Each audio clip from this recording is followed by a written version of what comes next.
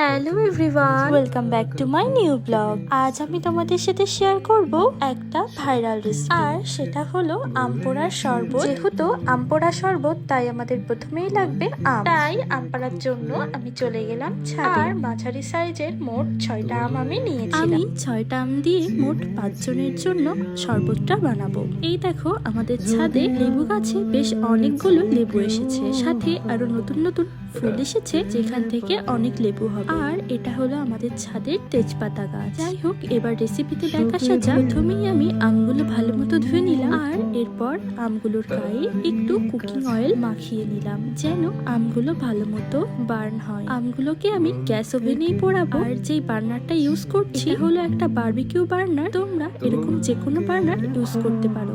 এই তো আমি একে একে সব আমগুলোকে পুড়িয়ে নিচ্ছি। আমগুলোকে কিন্তু অনেক ভালোভাবে পোড়াতে হবে, না হলে আমের স্কিন গুলো ভালো মতো উঠতে চাইবে না। এরপর একটা স্টেনারের মাধ্যমে পাল্পগুলোকে আলাদা করে নিতে হবে। এটা কিন্তু বেশ একটা সময় সাপেক্ষ কাজ। এই তো আমার আমের পাল্পগুলোকে বের করা হয়ে গেল। এরপর আমি এই পাল্পটাকে একটা বড় বোলের ভিতরে নিয়ে নেব, আর এর মধ্যে একে একে দিয়ে দেব ঠান্ডা জল, স্বাদ মতো চিনি, বিট লবণ আর জিরা গুঁড়া। এরপর এটাকে ভালো মতো মিক্সড করলেই আমাদের আম পোড়া শরবত একদমই রেডি। কেমন হয়েছে?